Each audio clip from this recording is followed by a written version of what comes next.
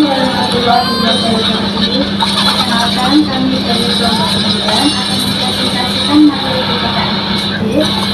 Sebelumnya perkenalkan, nama saya Caca Febrian Zahara dari kelas A723 NPM 270. Dan rekan saya Hajin Suryaningsih dari kelas A723 NPM 264. Baik, di sini kami akan menjelaskan tentang materi yang pertama, yaitu baik, di sini saya sudah menampilkan kumpulan-kumpulan materi PPKN SD. Jadi yang pertama yaitu materi multikulturasi dalam kehidupan bermasyarakat, berbangsa, dan bernegara. Jadi di dalam materi tersebut terdapat poin-poin penting. Yang pertama yaitu epistemologi multikulturalisme. Yang kedua yaitu objek dan tujuan epistemologi multikulturalisme. Yang ketiga yaitu konsep pendidikan multikultural. Yang keempat, urgensi pendidikan multikultural. Selanjutnya yaitu materi yang kedua, ada materi masyarakat madani. Nah, poin penting dari materi masyarakat madani ini adalah yang pertama, pengertian dan ciri-ciri masyarakat madani. Yang kedua, sejarah masyarakat madani. Dan yang terakhir yaitu karakteristik. Materi selanjutnya yaitu NKRI. Poin pentingnya yaitu sejarah NKRI, hakikat NKRI, nilai-nilai perjuangan, dan makna NKRI. Materi selanjutnya yaitu pemerintah pusat dan daerah. Nah, di dalam materi pemerintah pusat dan daerah ini terdapat poin penting. Yang pertama yaitu pengertian pemerintah pusat dan pemerintah daerah. Pengertian daerah bersifat istimewa. Yang ketiga yaitu asas pemerintahan daerah. Yang terakhir, undang-undang yang mengatur tentang pemerintahan daerah. Nah, di sini ada materi selanjutnya yaitu pentingnya keterbukaan dan keadilan dalam kehidupan berbangsa dan bernegara. Nah, di dalam materi ini terdapat poin penting juga, yaitu yang pertama, pengertian keterbukaan dan keadilan dalam kehidupan berbangsa dan bernegara. Yang kedua, prinsip pokok pemerintah terbuka. Yang ketiga, elemen pemerintah yang baik. Yang keempat, pemerintahan transparan. Dan yang terakhir yaitu dampak pemerintahan tidak transparan. Baik, di sini saya akan melanjutkan pemateri yang sebelumnya. Di sini saya akan membawakan 4 materi. Yang pertama yaitu dinamika UUD 1945 dengan poin penting yaitu makna UUD 1945, amandemen UUD 1945, lalu ada masa awal kemerdekaan, masa Orde Lama, masa Orde Baru, dan juga masa reformasi. Materi selanjutnya yaitu lingkungan hidup. Poin pentingnya yaitu pengertian lingkungan hidup, pencemaran lingkungan hidup, cara mengatasi, dan juga pembangunan berkelanjutan. Materi selanjutnya yaitu sejarah dan makna Sumpah Pemuda dengan poin penting yang berisi sejarah pergerakan nasional, ciri-ciri organisasi, timeline zaman pergerakan nasional, Kongres Pemuda, makna Sumpah Pemuda, dan implementasinya. Materi selanjutnya yaitu hidup rukun dalam perbedaan dengan poin penting yaitu membangun keberagaman yang inklusif, lalu ada menghargai keberagaman bahasa, membangun sikap sensitif gender, membangun pemahaman kritis, dan membangun sikap anti diskriminasi.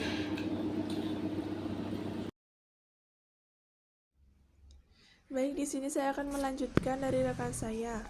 Materi ke-6 yaitu dinamika UUD 1945. Dari makna UUD 1945 yaitu hukum dasar tertulis dan juga konstitusi pemerintahan NKRI. Amandemen UUD 1945 ada 4 perubahan. Yang pertama, UUD NRI 1945 sebagian pasal yang dirubah, terutama yang mengatur wewenang seorang presiden. Yang kedua, mengamanatkan kepada Dewan Perwakilan Rakyat atau DPR.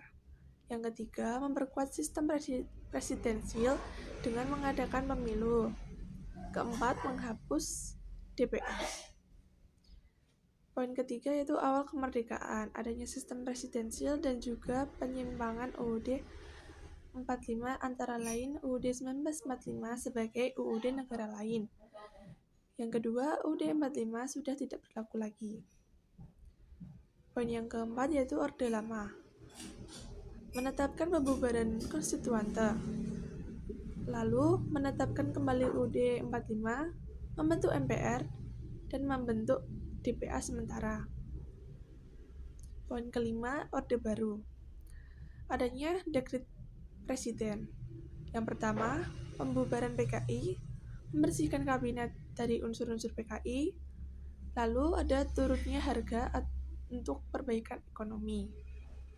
Yang terakhir adalah masa reformasi. Kelebihannya ada kesadaran masyarakat akan pentingnya reformasi, bebas berpendapat, dan juga adanya HAM.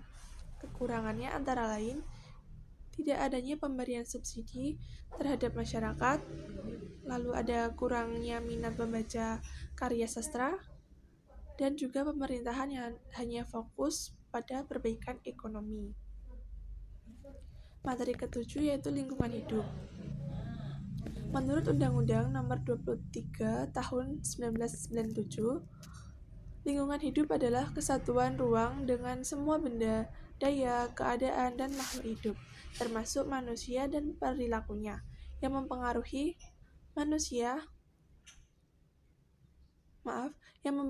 kelangsungan kehidupan dan kesejahteraan manusia serta makhluk hidup. Adanya pencemaran lingkungan hidup.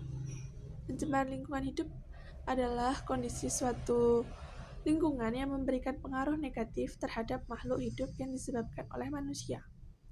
Cara mengatasinya yaitu adanya pembangunan berkelanjutan, keadilan antar generasi, pencemar harus membayar, dan juga pencegahan dini. Pembangunan berkelanjutan bertujuan untuk meningkatkan kesejahteraan masyarakat untuk memenuhi kebutuhan dan aspirasi manusia. Materi ke-8 yaitu sejarah dan makna Sumpah Pemuda. Pergerakan nasional adalah masa perjuangan untuk mencapai kemerdekaan pada kurun waktu 1908 sampai 1945. Ciri-ciri pergerakan nasional antara lain, keanggotaan tidak berdasarkan atas suku tertentu. Sebagian besar pemimpin organisasi berasal dari kalangan terdidik. Lalu ada tujuan dari kepentingan ini untuk seluruh bangsa dan memiliki paham kebangsaan atau nasionalisme. Timeline dari zaman pergerakan nasional antara lain ada fase awal. Adanya Budi Utomo pada tahun 1908, Sarekat Dagang Islam 1911, Muhammadiyah 1912, Sarekat Islam 1912, Jong Java 1915, Jong Sumatera dan Bon 1917, Jong Ambon 1918, Jong Minahasa 1919. Lalu ada fase puncak, adanya Perhimpunan Indonesia pada tahun 1908, Indonesian Partij 1913, Partai Nasional Indonesia 1927, Partai Komunis Indonesia 1920, Partai Sarekat Islam pada tahun 1927. Ada juga fase penurunannya antara lain peristiwa Semai 1926, lalu ada peristiwa PKI Madiun 1948, dan juga proklamasi kemerdekaan 1945. Adanya Kongres Pemuda ada dua, yaitu yang pada pertamanya menghasilkan didirikannya Perhimpunan Pelajar-Pelajar Indonesia atau P3I. Disepakatinya bahasa Melayu sebagai bahasa persatuan. Dan disepakatinya penggunaan lagu Indonesia Raya sebagai lagu kebangsaan. Yang kedua, kongresnya menghasilkan Sumpah Pemuda, antara lain, kami putra dan putri Indonesia mengaku bertumpah darah tanah Indonesia.